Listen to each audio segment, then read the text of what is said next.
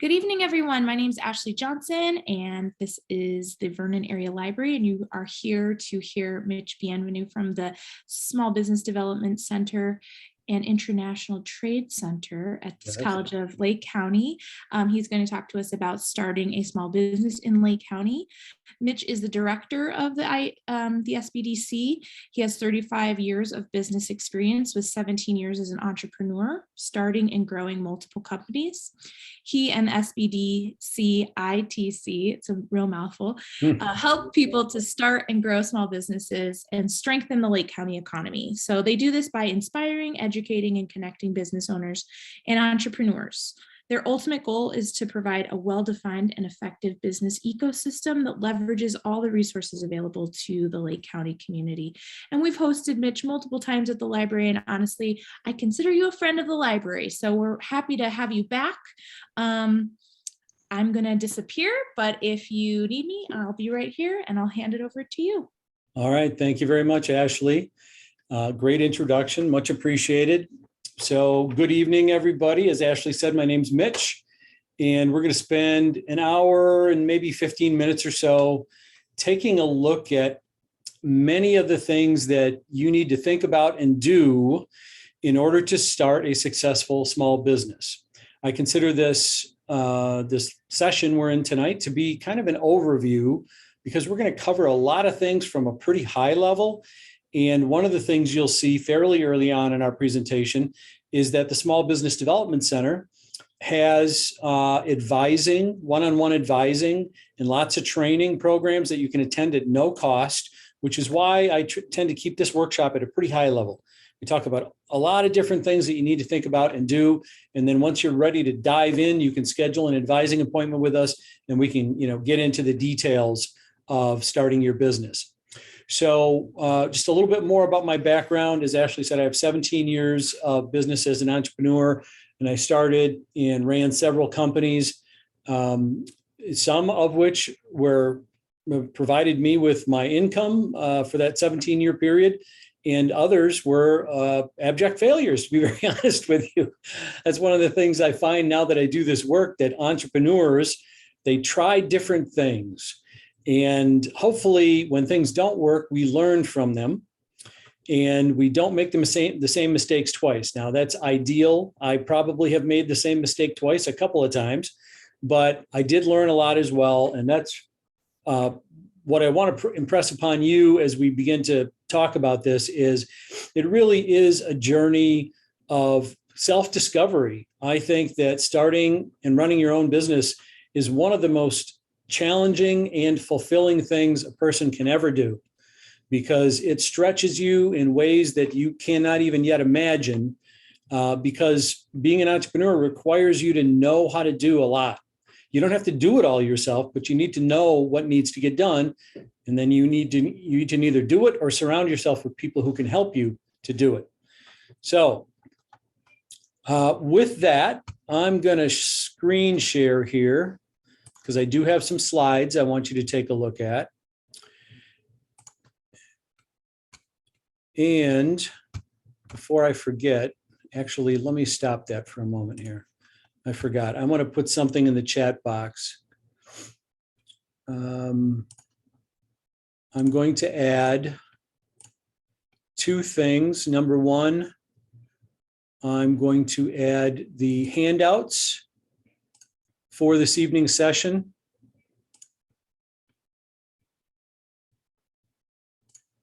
Which I just added to the chat box. And now I'm going to add another document called the Starting Your Business in Illinois Handbook. So those are both in the chat box, and all you have to do is click on the icon there and you can open these up. I don't ask that you look at them in detail now. Try and stay focused on me.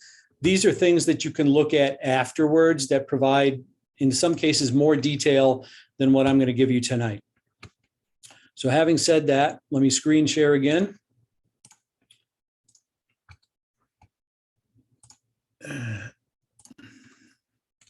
Okay.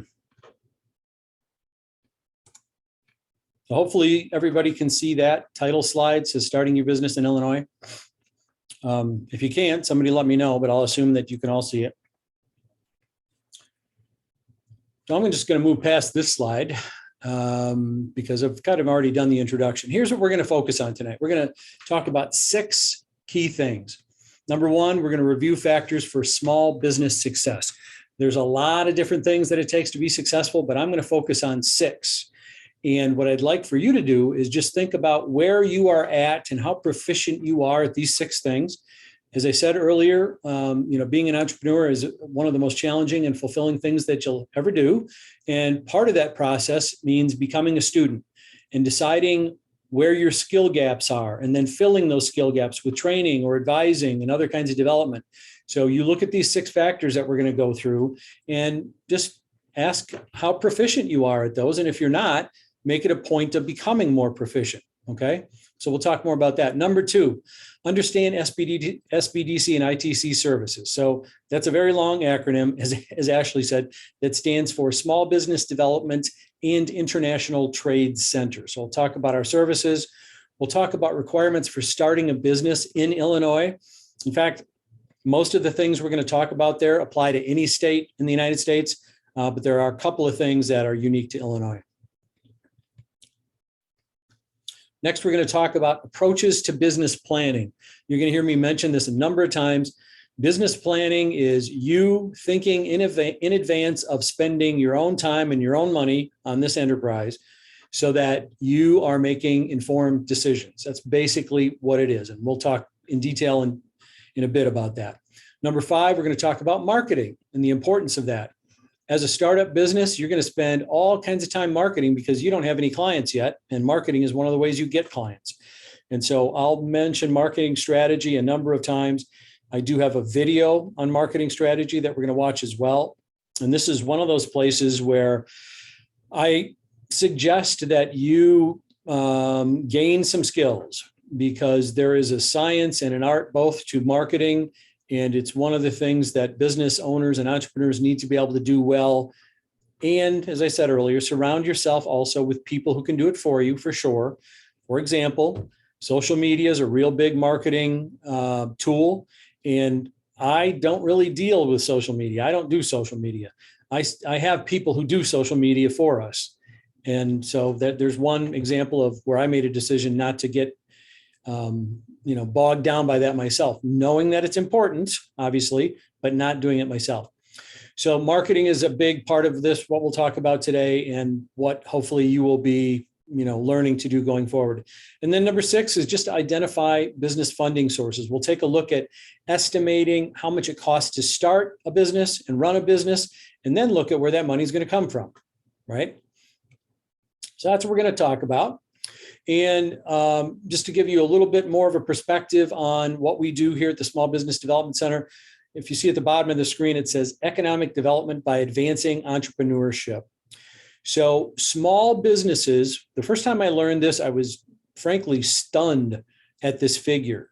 Of all the businesses in the United States of America, 99.7% of all businesses are small businesses. Now, small is defined as 500 employees or less, okay?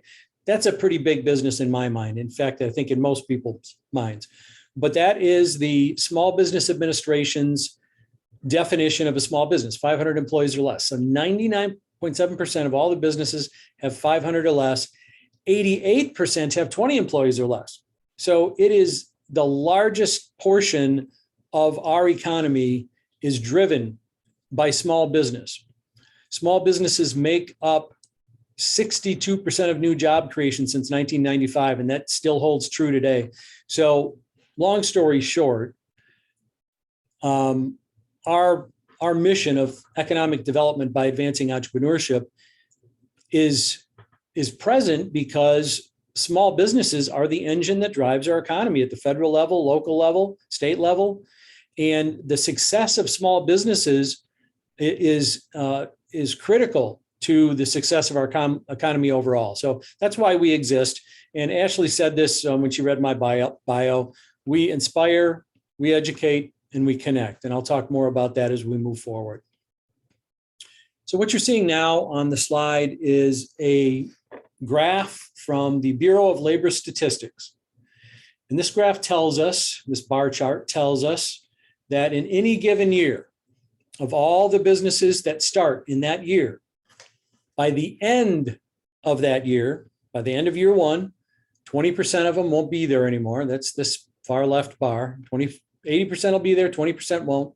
By the end of year two, of all the businesses that start, 35% will be gone. 65% will remain, 35% will be gone. By the end of year five, half of them will be gone. And by the end of year 10, only 30% will still exist. So it's a pretty sobering set of data, because it does tell us that there certainly are challenges to starting and running a successful business. And we're going to get into some of those. So thankfully, there are lots of people and organizations like the Small Business Development Center that know quite a lot about what it takes to not fail. And that's what I want to focus on for the rest of the time today, is what can you do to set yourself up for success and remain successful, so that your business doesn't end up reflected on a chart like this. And here's 6 things that we're going to start thinking about right off the bat. As I said earlier, in reality, there's more than 6, but I'm going to focus on these 6. And I just want you thinking about how proficient you are at these 6 things. Knowing that you can set appointments with us and attend training that will allow you to gain your skills in all these areas. Number 1 is planning. I said earlier that that is you thinking in advance of how it is you're going to start and run this business to be successful. So it's things like defining, what are you selling? Who are you attempting to sell to? Where do those people hang out? Where can you find them?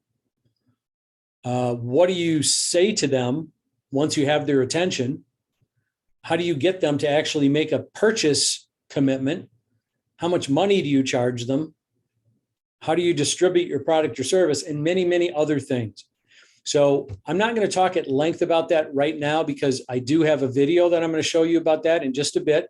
But I just want you to know that there is value in planning. There is, because you are getting ready to spend your own money, most likely, and a lot of your own time, and you want to make sure you're making smart decisions.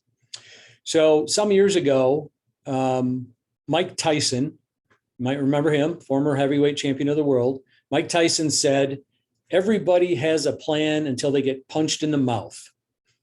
And I found that to be funny, but also very true when it comes to, being an entrepreneur, because you'll write out this plan that says what you hope will happen. That's what it is.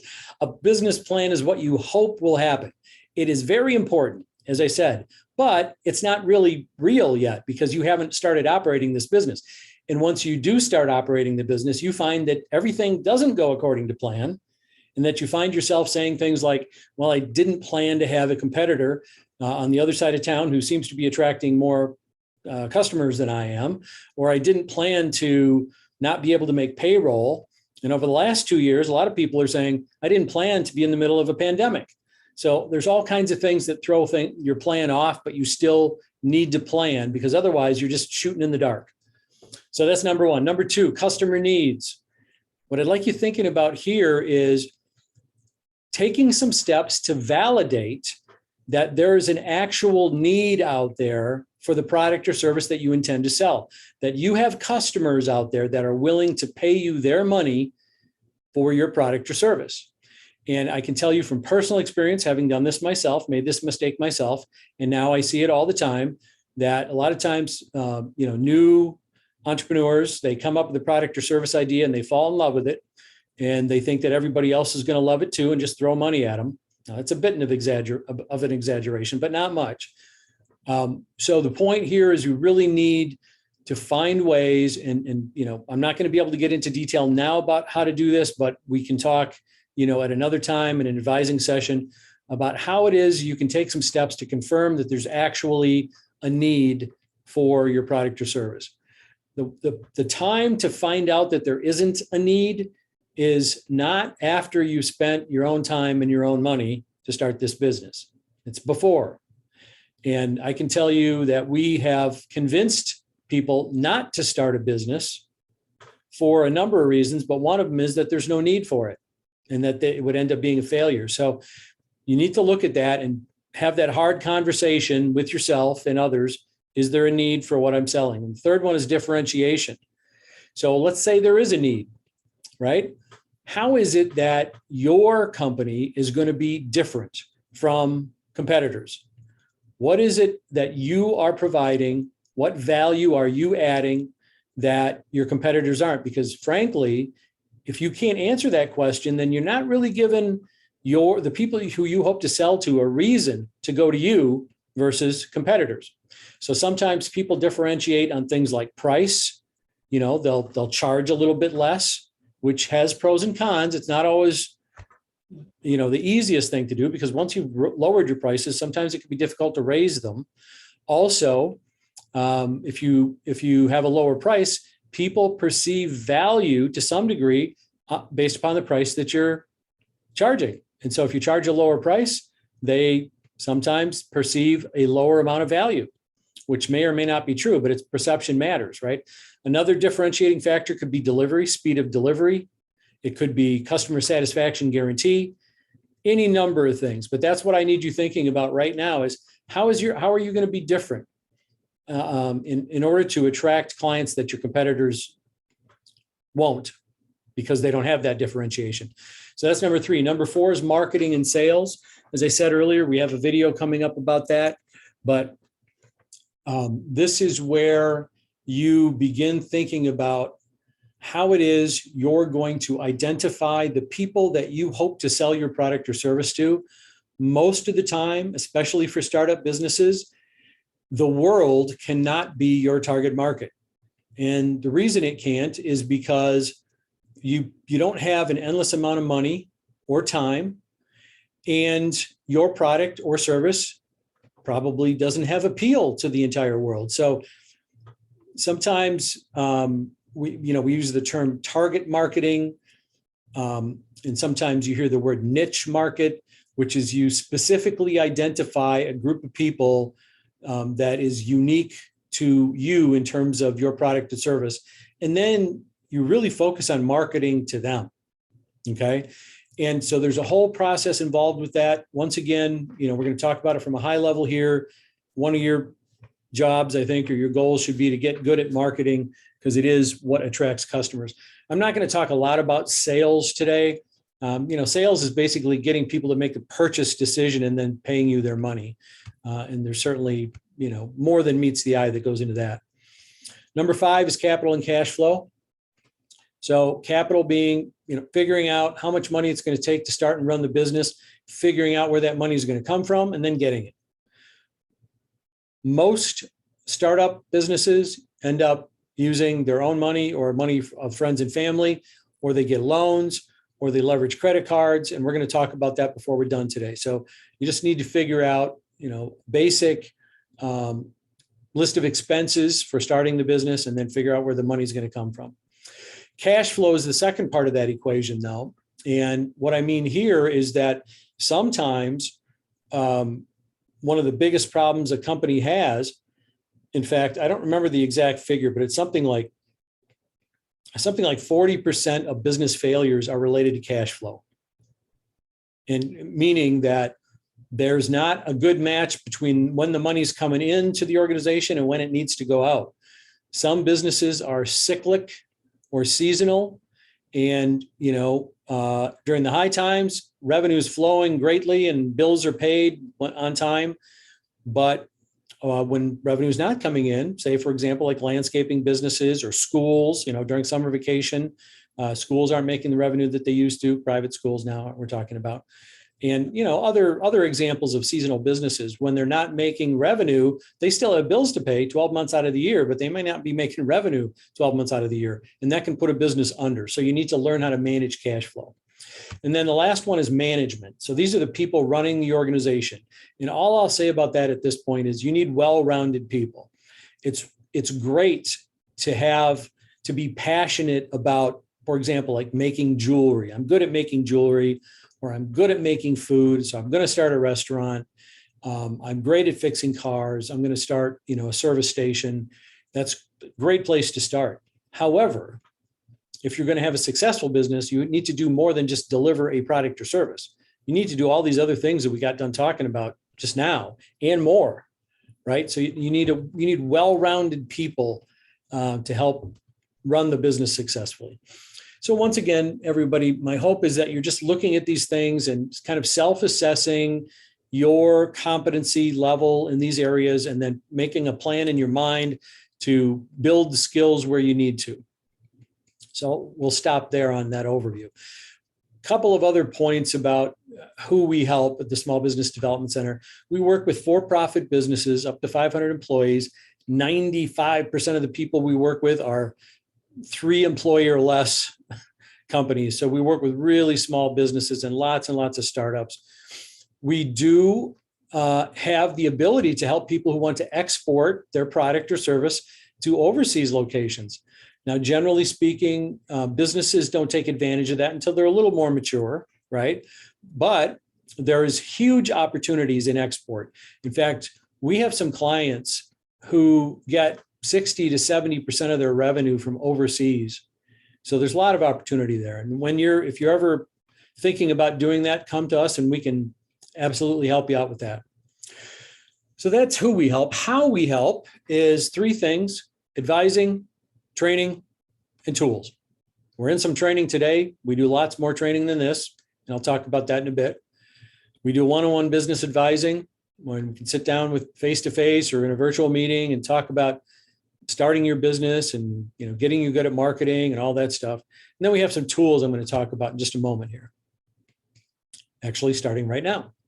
So this is just kind of an introductory slide, but we have 3 business tools that are available to you at no cost: IBISWorld, BizHub, and TAD. And so I'll step through each one of those right now. When you are thinking about starting a business, one of the things you want to know is, what is that industry like? So if I'm going to start a barbershop in Mundelein, for example, I might want to know what the competitive landscape is like, what the the revenue potential is, what the cost structures tend to be, and many other things. So we have this tool called IBISWorld that runs market reports. So I can send you a report that provides all the stuff I just got done talking about for just about any industry you can think of. And again, that's at no cost, just by emailing the Small Business Development Center and asking for it.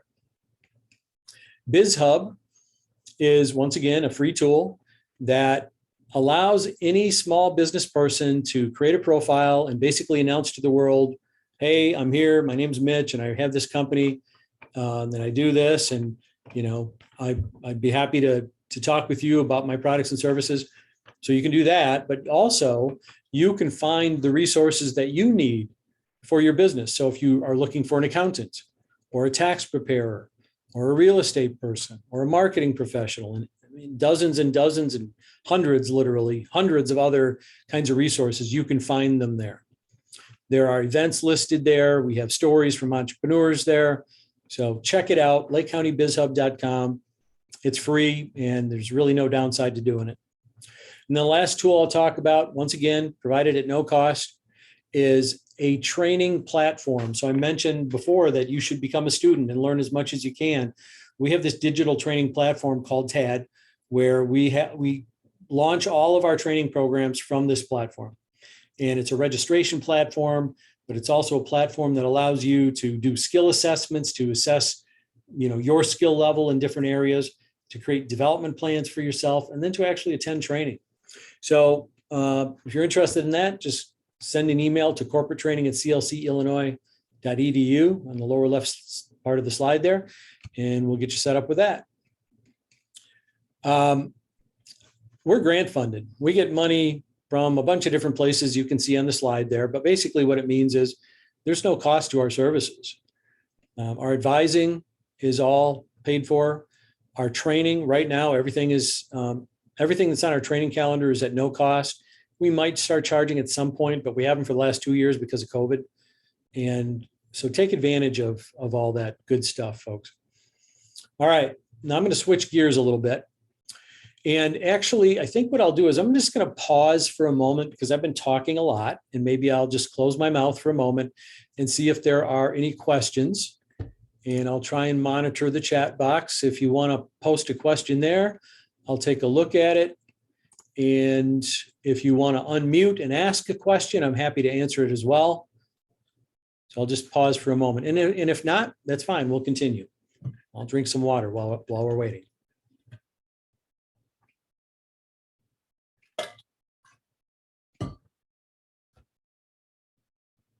Okay, it sounds like we are good to go. So we're going to move forward and we're going to look at this checklist for starting a business in Illinois. The handbook that I posted to the chat box, the one called Starting Your Business in Illinois Handbook, which is on the lower right side of the screen here, goes into greater detail than what I'm going to go into here. There's a couple of pages where this checklist is located. And so read it, check it out. Don't do it now.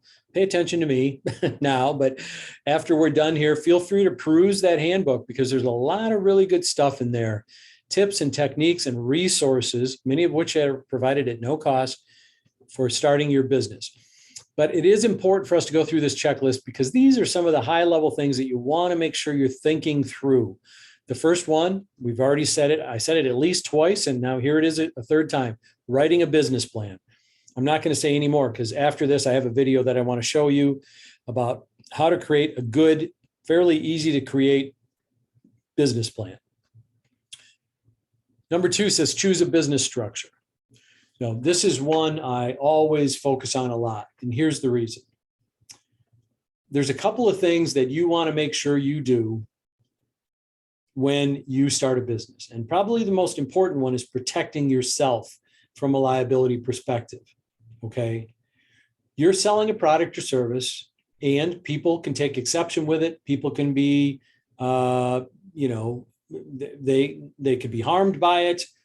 They could be upset by it. And frankly, the end result there is that they potentially can sue you. And forming a legal entity, a business structure, such as an LLC or an S corporation, or any of the other number of legal forms, separates you as a person from this business that you are forming. And what that means is that protects your personal assets. So if you were to get sued, they can't go after you for your bank account or your retirement account, or they can't make you put, a second mortgage on your home to pay off whatever costs there are for litigation. It doesn't mean you can't get sued. It just means they can't go after your personal account. Now, there are many forms of ownership. LLC is one I mentioned. S Corp is one. And the most common form of ownership is sole proprietor. So I mentioned 3 forms of ownership there: sole proprietor, LLC, and S Corp. By far, the most common one is sole proprietor. However, sole proprietorship offers no liability protection. If you were to get sued, they can go after your personal assets.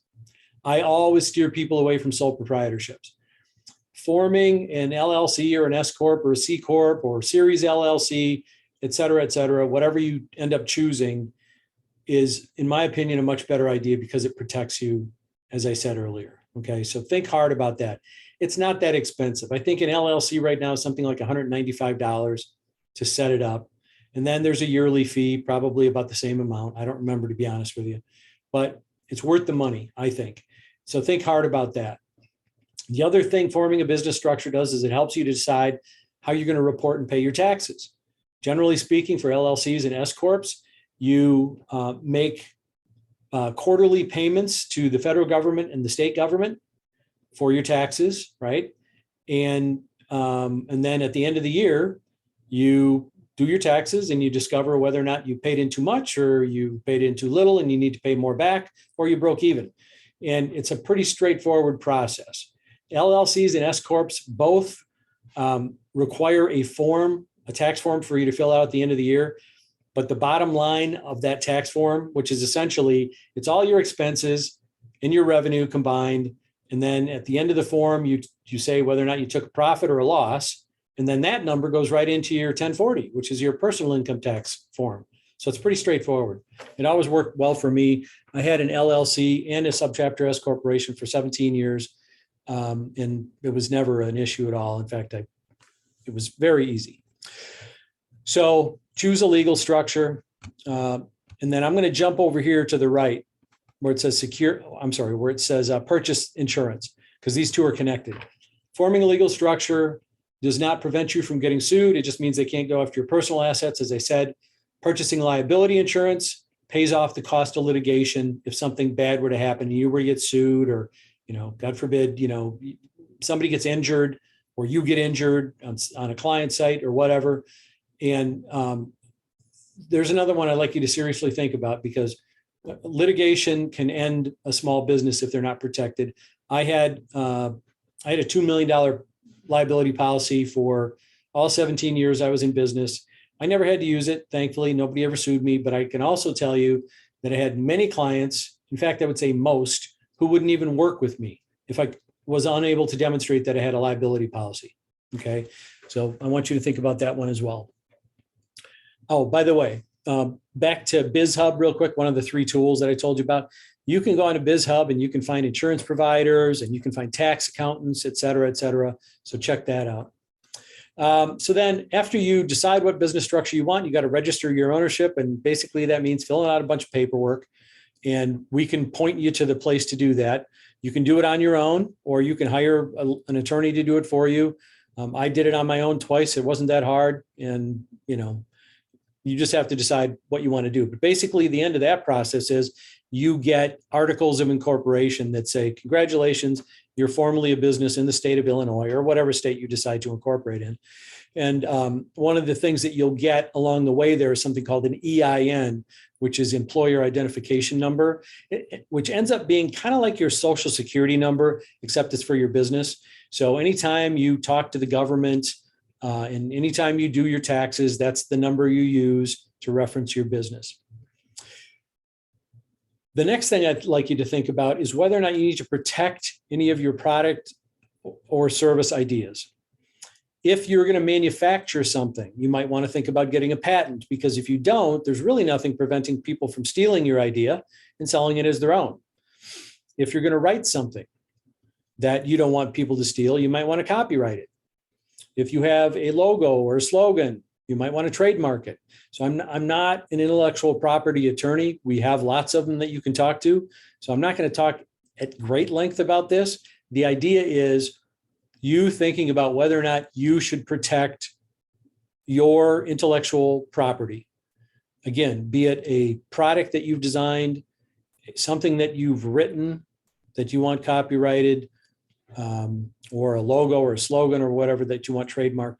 So most of the time, this is not a big deal for startups, but sometimes it is. I've been working with a client right now who's a startup wholesale manufacturer, and they're in the patent. They're going through the patent process right now. Then the next one is determining tax requirements. And I talked about that a little bit already. Basically, what I would suggest is if you're not savvy on taxes or you don't want to do it yourself, find yourself a tax preparer and just talk to them about your form of ownership, whether you have an LLC or an S Corp. They'll give you the forms that you need to submit the quarterly payments to the Fed and to the state. And it's really very straightforward. But you also need to estimate how much you're going to pay. If you're going to pay estimated taxes once a quarter, get some advice from somebody about how much you should withhold. I remember when I was doing it, I withheld, I think it was 26% for the Fed, another 5% or so for the state. And then once a quarter, I just calculate all my revenue and I'd write a check, 26% of that to the Fed and 5% to the state. And then at the end of the year, I would just settle up once I did my taxes. So that's all I'll say about that right now. If you're going to have employees, there are employer requirements like workman's comp and OSHA requirements, and what is it? Withholding Medicare and things like that. Social Security. So there's a whole host of things associated with that. And one of the things I would recommend is if you are at that point and you want to talk with somebody, I do have a human resource expert who works with us that can answer just about any employee related question. That's not my thing, so I can't tell you too much about that. I just know that there are certain requirements that you have to fulfill, and we have people that can help you with that. The next one says secure permits and licenses. So if you are, for example, if you're going to start that barbershop in Mundelein that we talked about, you probably are going to be in a building, and that building is going to have signage out front, and you have to have a place for cars to park, and you might have, I don't know, toxic chemicals on site. All of these things require permits or licenses. And so here's my suggestion. Once you figure out what your business is going to be, go to your local village hall. Every village has one. And if you're unincorporated, just go to the next village over, or the one that's, if you're unincorporated, a lot of times a village around you will provide you with the guidance you need, given that your village doesn't have this department. But generally speaking, there's a place called the Economic Development or Business Development Department at the village halls. You just go there and tell them you're starting this business, and they will tell you what kinds of permits or licenses you'll need, and whether or not there are any restrictions to things like signage and parking and all that other stuff. If you're gonna start a restaurant, obviously the health department's gonna have something to say about that. So they'll outline all that for you. We already talked about purchasing liability insurance. There are obviously many other forms of insurance as well, like automobile insurance or vehicle insurance and all kinds of other things. Insurance, even on the leaders of your, the key management people in your company. You can buy something called second man insurance. And again, I'm not an insurance professional, but at a minimum, think about liability insurance. That's where I'd ask you to start. Marketing and selling. This is probably the third or fourth time I said it. We have a video in just a minute here. It is very important. And so I'm not going to talk about it. I'm going to let somebody else do the talking for me. So next, we've been talking about a business plan. I said that many times so far. Now we're going to take a look at a video. Mitch, before you get going, there was a couple questions in the chat and the Q&A while you were going through that list. Do you want me to read them to you? Actually, I just pulled it up. So okay. I see one. Can you see the Q&A? Or there's one in the Q&A and one in the chat. Oh, okay. I opened the chat box. So let me start with that one. What if you are a contractor working for a big company, for example, a realtor, a loan originator? What do you recommend for an LLC? So yes, I recommend, an LLC is fine. I was a contractor working for big companies, and I had an LLC. I also had an S corporation. I did not have a sole proprietorship. So you would be, generally speaking, what they call a 1099 employee. So you're not on payroll. They pay you, on a job basis mostly, and you get a 1099 form at the end of the year. But it is, in my opinion, best to have a legal entity such as an LLC. So the answer to that would be yes. Let me open up the Q&A. Does every business need an LLC? What is the cost for an LLC? Is it the same in every state? I can't answer the question about if the cost is the same in every state. I'm guessing there are some states that are cheaper and some that are more expensive. Like I said, I think an LLC here in Illinois is something like $195 to form it. And then every year you've got to pay a maintenance fee that's probably another couple $100. So, it's not pocket change, but it's also not that expensive. And I think, and again, this is my opinion, you can take it or leave it, but I think you're opening yourself up to a lot of liability if you have not formed a legal entity that will protect you. So I think that may have answered all the questions. Let me know actually if it hasn't, but I will continue talking here. So I've mentioned the business plan several times now, and I just want to emphasize a couple of points here before we watch this video. Back in the day, like when I started my businesses, close to 20 years ago now,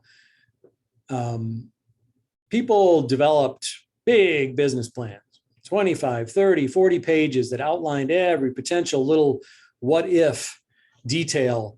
And it's good stuff, but it's also very kind of paralyzing to think about coming up with that much detail just to start a business.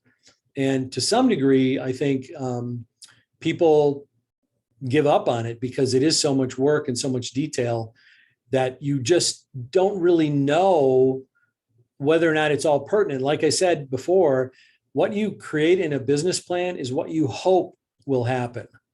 So it's important, but how much detail can you add to what you hope will happen? So there's a new approach. It's probably 10 years old now, but it's just over the last couple of years is catching on. It's called Business Model Canvas. And essentially it is a one-page business plan. Not that your business plan will never get bigger than one page. It absolutely should. But in order to start you out, in order to get you thinking about the most important questions that you have to answer in order to start, it's a good tool to use.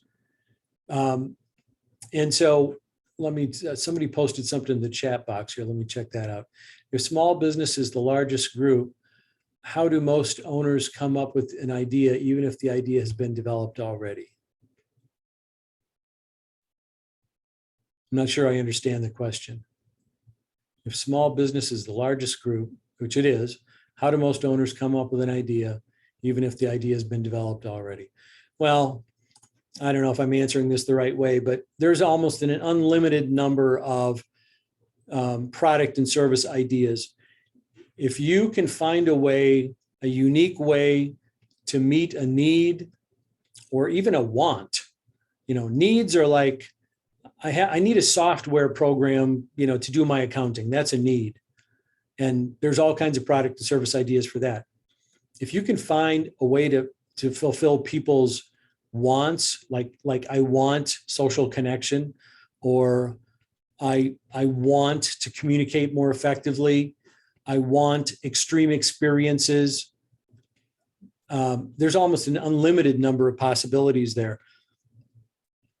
I don't have a lot of time to talk about this, but you probably recognize the name Richard Branson. He's the Virgin Companies guy. And he has something like 29 Virgin companies. And they've all been launched because he looked at the environment around him and he discovered needs that hadn't been filled.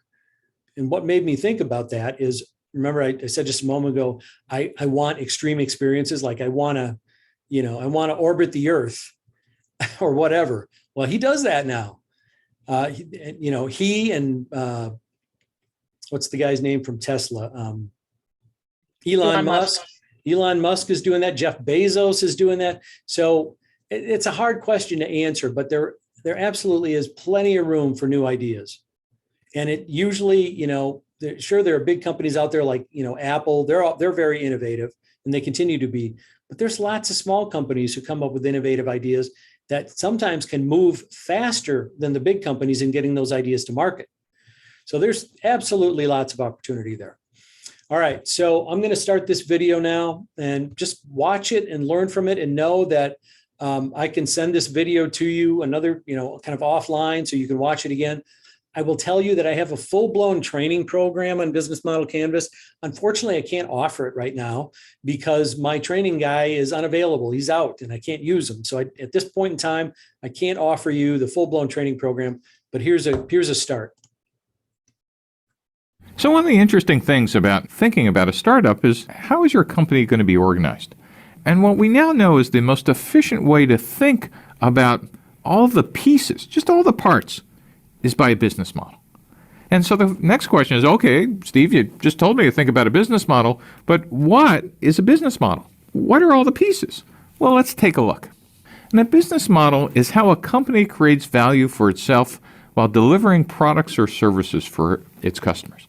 Now, if you think about it, in the old days, we'd think about how to organize a company around functional organizations. We think, no, a company is about its sales department or its engineering department, and you would draw an org chart. But now we're going to draw a very different diagram. We're going to draw a diagram of how to think about all the pieces of a business. And so let's take a look at these 9 boxes. 9 boxes to describe any company from the world's largest to a 2-person startup starting in your parents' garage. Let's take a look at the first piece called the value proposition. The value proposition answers the question, what are you building and for who? The value proposition says, hey, it's not about your idea or product, it's about solving a problem or a need for a customer. That is, what pain are you solving? What gain are you creating? And more importantly, who are your customers? Now, value proposition is a fancy word for what product or service are you building. This is where you normally would list all your features and here's all the speeds and feeds and benefits and whatever, but you're really going to be asking a different question than might have been used to. It's not all about your technology. Your technology is just part of the value proposition. Customers really don't care about your technology. The customers are trying to solve a problem or fulfill a need. By the way, we'll be talking about this through multiple lectures. The difference between a problem and a need is a problem is I have an accounting problem or I want to use a word processor. And those types of products solve problems. But there are other things that human beings do, like I want to be entertained or I want to have a date. Those are some basic hardwired social needs. Or I want to communicate with my friends, like Facebook or Twitter. Those are needs. Needs are different than problems. And by the way, if you could find products that solve needs, your total available market, as you'll see later, is huge compared to I solve specific problems. So the next thing is, who are my customers? Who are they and why would they buy? And as you'll hear a number of times, your customers do not exist to buy, you exist for them. And what you're going to do by getting out of the building is figuring out all their geographic, social characteristics, demographics, such that you actually could draw and put up a picture on your wall of who the archetype is or who the persona is of your customer. And it turns out that in most startups, you might have more than one or two or three types of customer archetypes and personas, but you need to understand them in detail. And there is no possible way you could have anything but a hypothesis on day one of who they are. The next is channels. How does your product over here get to your customers over here? And we use distribution channels to do that. Now, what's really interesting is pre-1990s, the only channels to get to a customer was a physical channel. That is, you went to a store, you had salespeople, there was physical distribution. But since the mid-1990s, in the last couple of decades, we now have virtual channels. The web, mobile, cloud. And so distribution channels, the first question you want to ask is, how will I be selling and how will I be distributing my products? Are they through physical channels or are they web mobile? Or given today, almost every physical channel also has a web presence. What is the relationship of how your product gets from your company to the customers? Customer relationships is kind of the fourth piece. And customer relationships has a really interesting interaction with these other three pieces. It basically says, how do I get customers? How do I keep them? And how do I grow them? And just like thinking about distribution channels, these are very different for web mobile than they are for physical channels. But visually, they kind of look like this double-sided funnel. So let's just take a look at quickly a web example. In getting customers, you're going to be worrying about how do I acquire them? That is, how do I get them even to my website? How do I activate them? That is, how do I make them do something? And then later on, we'll see after I got them, how do I keep them around? That is, how do I not lose them through attrition and churn? And then what can I do once I have customers to make them spend more money or use my product even more? And so one of the things we'll be thinking about is how do I get, keep, and grow customers? And just like every other step, you might have hypotheses on day one, but you're only going to figure this out when you're out of the building. The next thing is revenue streams. How do you actually make money from your product and service being sold to customer segments? You know, revenue streams basically ask the question, what value is the customer paying for? And it actually has you think about what's the strategy of how I'm going to capture that value. Is it I'm going to just have a direct sale and it's a transaction based on price? Is it a freemium model where I'm going to give away the product for free and hope that some portion convert later? Is it a license or subscription model? That revenue model is different than the pricing tactics. That is, what is the dollar or pound amount or euro amount that I'm going to be charging? Again, the only way to figure this out is being able to interact with tens or hundreds or thousands of customers till you finally understand what the right revenue stream and revenue model is. The next piece you want to think about is, what are the key resources? What do you need to make the business model work? What assets are important? And what's an example of an asset in a key resource? Well, finance. Do you need capital? Do you need a line of credit? Some assets and resources are physical. Do you need physical plant, like a manufacturing line? Do you need specialized machines? Do you need vans and for delivery? Do you need cars? Is there something else you need? Is there intellectual property you need? Is there patents you need to acquire or protect? Do you need to acquire customer lists? Or is it just that you need to get great people, great software programmers in a specific area, or great hardware designers, or great manufacturing people? And then finally, again, the interaction between intellectual and human capital that's another key resource. What specifically do you need to do to keep these people, and who are they? The next piece is, who are your key partners and suppliers? And partnerships are kind of interesting, is we need to ask ourselves, before what's the deal, is what exactly are we acquiring from partners? And also, what activities are they going to perform and when? And this is where startups sometimes make a mistake of thinking, well, large companies do partnerships, I guess I need those too on day one. Turns out the types of partnerships you need in year one are certainly not the ones you're going to need in year 3 or 5 or 10. And the types of partnerships could be strategic alliances, joint ventures, just regular suppliers and buyers. And so you need to be thinking through who they are and actually getting out of the building and testing them.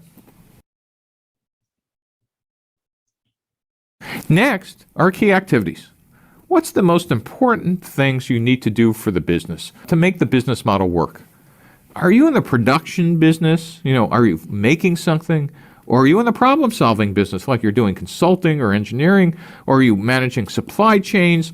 What are the key activities you need to become expert at? And then finally, all this adds up on the left-hand side, over here, to costs. What are the costs and expenses to operate the business model? One of the interesting things about cost is it's not just the obvious ones, like people or buildings or materials. What you're really going to be asking are, what are the entire costs to operate our business model? And so you want to think about what are the most important costs you need to worry about? What are the most expensive resources you're going to need to pay for? And what key activities are the most expensive? And then you want to ask the typical accounting things.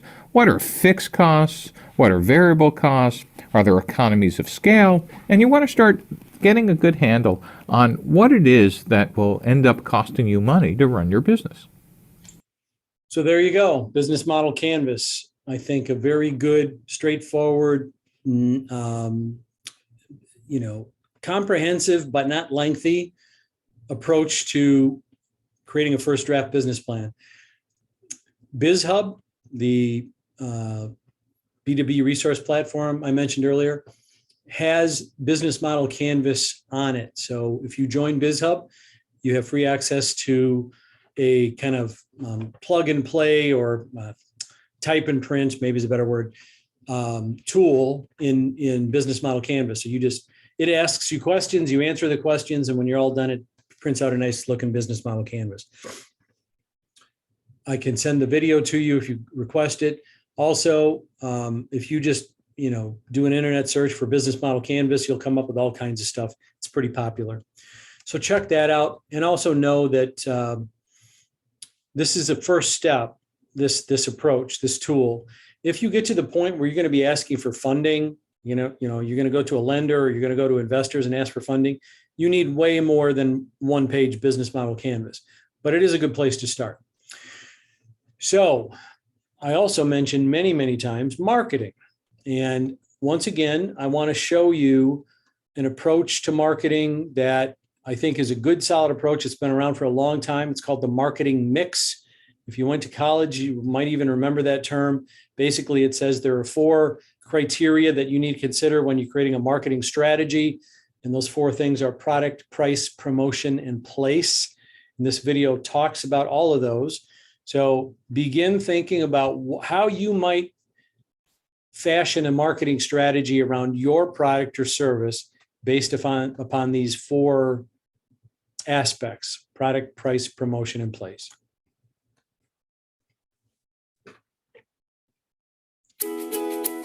The marketing mix. It's a combination of the 4 P's: product, price, promotion, and place. When we talk about product, we mean things like the quality of the product, the design, the packaging it's sold in, and the brand. Price not only refers to the retail price, but also any discounts. Do you accept payment plans? Are there any specific credit terms if the customer has to borrow money to buy your product? Promotion deals with any advertising. Personal selling. Are there salespeople? Public relations, emails, anything that gets the word out. Place. Do you have a retail location or a storefront? Do you deliver? Can the product be downloaded? Basically, all distribution methods. Let's say you want to sell hamburgers. Great, but first you need to know your target market. Who are you going to sell hamburgers to? Well, hello there. Your target market will affect your 4 Ps. In this case, you'll want a very high-end hamburger. Consider a product that features truffles, which are super expensive stinky mushrooms. Oh, that sounds delightful. You're going to have to charge a lot because your cost will be high. $25. A good promotion might be an advertisement in Fancy Pants magazine. And a perfect place to sell the hamburger would be at the Polo Club. Okay, but what if we have a different target market? What about this guy? Peace man. This marketing mix won't work for him. Consider a vegetarian burger. You won't be able to charge much. You may even have to loan him money. Thanks, dude. Including good karma fries will encourage him to spread the word. And selling them in a public park would be a good idea. Okay, but what about this target market? Arr! Again, we should adapt the marketing mix. He spends a lot of time at sea, so waterproof packaging would be a good idea. He doesn't have any cash, but has plenty of goats on board. Who doesn't love a free Viking helmet? Ooh! And you'll need to deliver. So there you have it. The 4 Ps make up the marketing mix: product, price, promotion, and place. Okay, there you have it, the marketing mix. One way for you to begin thinking about developing a marketing strategy for your product or service. As I said earlier, marketing is one of those areas where there's plenty of learning to be done. We do offer marketing-related training programs. There's another place where you can do a self-study. There's plenty of good books out there, and just doing an internet search on marketing strategy can be real useful as well. You're not really going to learn marketing until you begin doing it. It's one thing to learn about it on paper. It's another thing to, actually put a plan together and implement it. And then you learn for real what works and what doesn't. But the first step for you is to start thinking about it. So that's where you're at. Embrace it. All right. So we're going to move forward, and let me see. We've got something in the Q&A. When starting a business out of your home, do you include your home's bills, gas, electricity into the fixed or variable cost for your business plan? So here's a great place for you to, you don't have to calculate that into your costs. What happens is you get a deduction at the end of the year. It's a tax deduction. So this is a great reason to, if you don't know this yourself, work with a tax preparer, because they will tell you the maximum deduction that you can get, because you work out of your home. So there's really no figure that I can give you, but that's the best advice I can give you is consult somebody who knows about tax preparation. Thanks for the question. All right, so now we're going to move on to looking at estimating costs. I mentioned this earlier, and this is admittedly a very simplistic look at estimating expenses and revenue. But the reason I do this is because still a lot of times I see people stepping into starting a small business without having thought through these very important things and determining whether or not you're actually going to be able to make a profit. Having said that, I'll tell you that most businesses don't make enough money to put money away or to even invest back into the business to grow it for some period of time. It can be years. It doesn't mean you can't pay your bills. It doesn't mean you can't put food on the table, but businesses break even or even take a loss for some period of time, and it really varies, but it's not at all uncommon. So you want to think through the financial implications of this before you start spending your own time and your own money. I know I've said that a number of times, but it's true.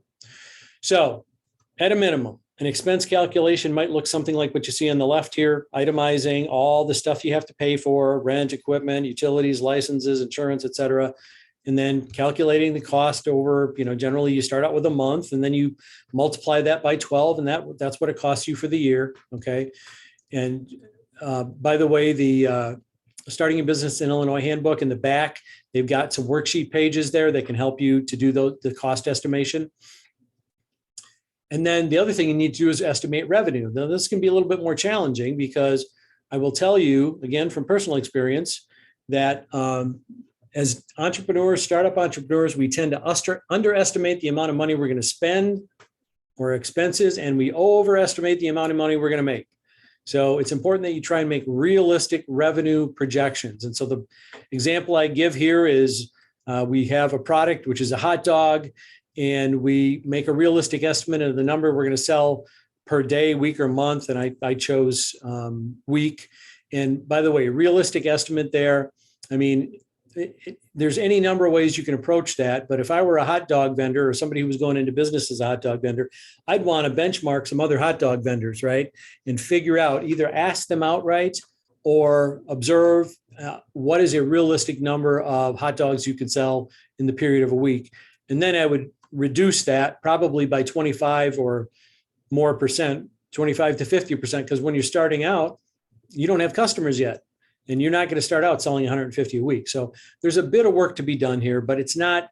It's basic math based on realistic projections. Okay. So you do the math there. In my example, $2.95 for a hot dog, I'd sell 150 a week. And so I'm bringing in $17.70 a month. And then when I do the math, I figure out I've got $80 left over. That's ideal, obviously, to have money left over. That's your paycheck, right? So again, it can get a lot more complicated than this, but at a minimum, think through these very simple expense revenue projections before you start spending money and time. Then the next question is, where's this money going to come from to start and run your business? And what you're looking at now is some of the most common sources for funding. By far, the most common one for startup businesses is personal money, your own savings, putting a second mortgage on your home, using your credit cards. That is by far what people do. That's what I did. That's what a lot of people do. And part of the reason for that is because it is challenging to get a loan, a commercial loan. You can get a personal loan, right? You can put up a second mortgage on your home, or you can, secure a loan with personal assets, maybe land or real estate that you have. It's difficult to do for a startup, though, to get a commercial loan because you don't have any assets. You just started. You also don't have the ability to demonstrate that you're going to generate revenue because you just started. You don't have any revenue generating history. You probably don't have any collateral. You might not have a good credit score. So there are a number of reasons why getting a commercial loan as a startup can be challenging, but you can absolutely get, personal loans secured with personal assets. And we've got SBA loans listed here. We've got lines of credit, which is kind of like a credit card, but it's not a physical credit card.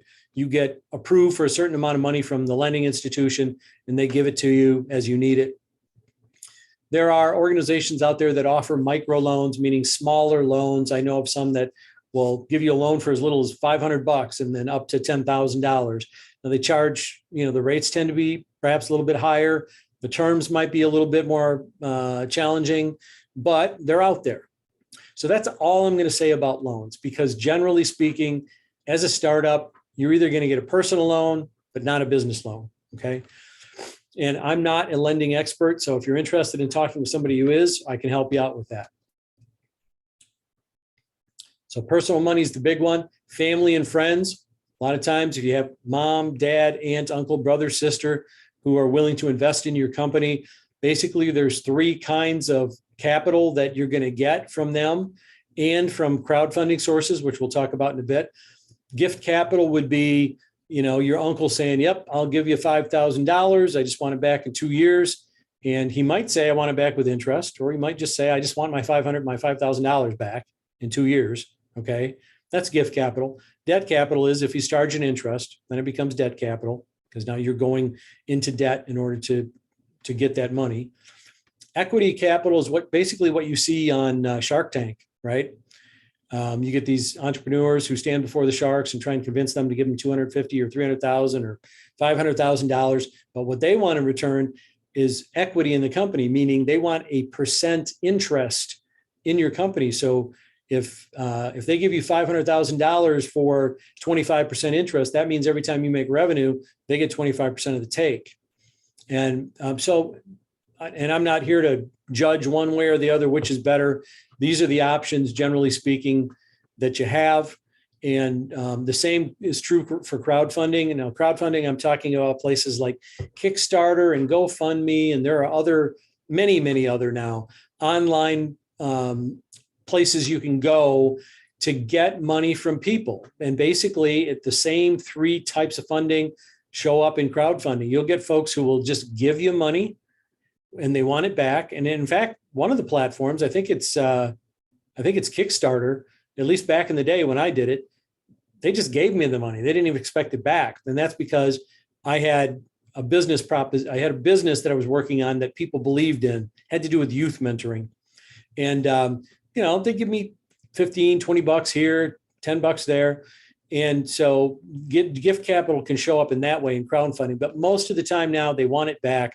Sometimes they want it back in interest or they want equity, right? So generally speaking, that's what you have to look for there. We already talked about loans. There are other forms of financing that we can talk about if you're interested. I'm not going to go into a great amount of detail here, but lending institutions get creative. And they can do things like invoice financing and equipment financing, which I'm not going to talk about in detail. Vendor credit or financing basically is that, for example, if you're going to start a restaurant or that barbershop that we talked about earlier, you have vendors that are going to provide you with supplies and ingredients and your inventory, and they want you to be successful because they're going to benefit if you're successful. So a lot of times they'll extend you credit and they'll say, you know what? We're going to give you this stuff. We're going to give you these supplies and you don't have to pay us back for 90 days or whatever the period is. They extend the ability for you to pay that back over a long period of time because they want you to be successful and they want you to have the cash in the short term. So that's all I'm going to say about funding. I think the most important thing is that, number one, back to the previous slide, you figure out how much it's going to cost and how much you can expect to make. And then you find out where the money is going to come from to start and grow that business. The last thing I'm going to say, folks, and then we'll pause and see if there are any questions. I see there's a couple in the chat box, is to surround yourself with people who can help. It can be lonesome as an entrepreneur, depending upon the type of business you're starting. As I said earlier, you do have to know how to do a lot of things, but you don't have to do them all yourself. So you need to know what needs to get done, but you can surround yourself with accountants and tax preparers and marketing experts. Certainly, I didn't mention this, but I want to say this really quickly. Find a good banker. You should have, if you're going to start a business, create a commercial banking account. Separate out your personal funds from your business funds for record-keeping purposes, but also for liability purposes to keep, your business assets separate from your personal assets. And, the Small Business Development Center, our department here, we can be one of your success team members. You can turn to us for advice over time. It doesn't have to end today. Take advantage of our training, take advantage of the advising, and, delegate, be smart, get people to help you. You've got a lot of support around you and a lot of it's free. So take advantage of all that. Yeah, I think you already have my contact information. I mean, you registered for this work. Well, actually, you registered through the library. Maybe you don't have it. So In the handouts, my contact information is listed there. The website, the email address, and the main line to the SBDC are all there, so you should have that. So give us a call or send us an email and let us know how we can help. And with that, I'm going to stop slide sharing, and now let's take a look at the Q&A. Do you recommend a potential new business owner work through the provided business startup checklist and handbook prior to scheduling an advising session with your team, or is it more appropriate to schedule an advisory session? So here's what I'll say about that. A lot of times, my first engagement with a client is to go through the checklist. And actually, I have another more thorough checklist. So go ahead and make an advising appointment, and we'll work through it with you. It's better to have the discussion sometimes than it is to just read it off the paper. But, familiarize yourself with it and then give us a call. Second question. Oh, okay, that one disappeared. So from Christine, how do you handle social media influencer who wants goods and services in exchange for exposure? I've heard stories where saying no had negative effects. I don't know how to answer that. I'm not very good at social media, but I do have a guy that is. And so if you email that question to me, yeah, you're going to have to email me, Christine, if you want an answer, because I don't have your email address. So email it to, here, I'm going to put this in the chat. Hang on a second here. Mitch, make sure that you're sending it to everyone and not just the host and the panelists. Okay.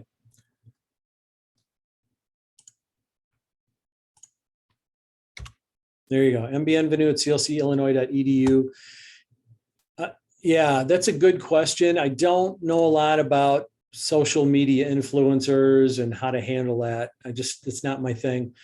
But if you email me, I'll try and get an answer for you. So thanks for asking the question. Let's see, we have something. Nope. Okay, there's nothing else in the Q&A and nothing in the chat box. So I think we answered all the questions, but if you want to unmute and just verbally ask a question, you can do that too. We'll take a moment of silence to see if there's any. If you'd like to do that, just raise your hand and I can unmute you. There was somebody in the chat that was asking for people to share what their business or their business idea is. Steve says, are most people here, do they have a business plan or do they have an idea in place? And we didn't have a lot of sharing going on, but I can understand that's a little scary for people. I'm guessing, just based on my own personal experience, that people have an idea and not a plan yet. That's generally what I see. Because going from idea to business concept takes work. And this program really identifies what that work entails. So yeah, that's generally how it goes. Great. If there's any other questions, please feel free to put them in the chat. Otherwise, we can call it a night with everyone. As always, it's super enlightening. And in my experience, you've been very easy to get a hold of and can direct people to the people that they need to talk to answer their questions. And I'll say, if, for a lot of folks, the next step would be to schedule an advising session. And it's so easy. You go to our website, there's a big red button that says schedule an advising session. You click it, you pick the day, the time, and the advisor you want to meet with, and it's all automatically set up. You do have to register as a client with our center, and that's listed on the website. It's just a couple of questions: who you are, what your contact information is, and then you can easily schedule an appointment. So yeah, I hope to see you folks around the center, or at least, in the virtual world at some point. Okay. Absolutely. So thanks for the time. Oh, Jill raised her hand. Let me unmute Jill. Hold on one second.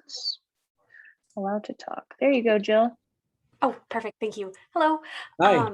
When you are going to schedule an advisory session, are there specific members of your team who would be more appropriate for like different lines of business, or is it in general kind of everyone would be able to advise if it's like a craft business versus the barbershop in your example? Is there a specific? Yeah. Good it's question. funneling there.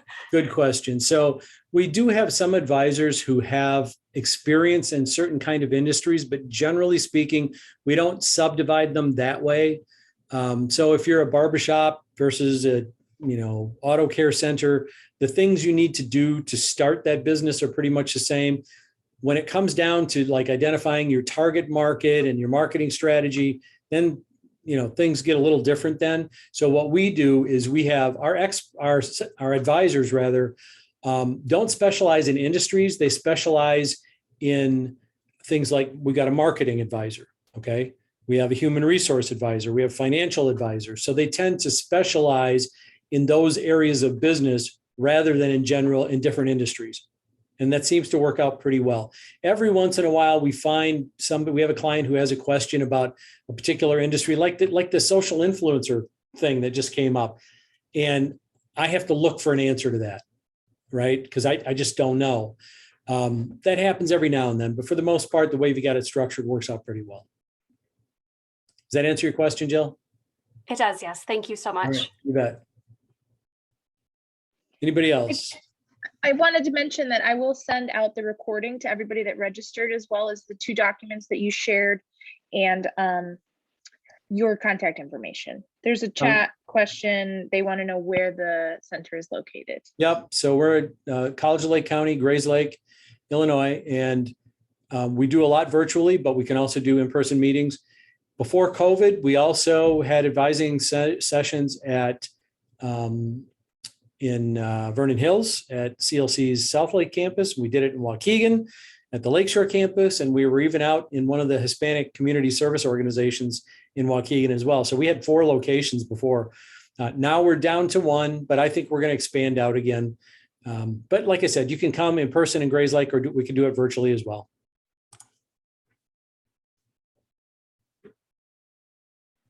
Wonderful.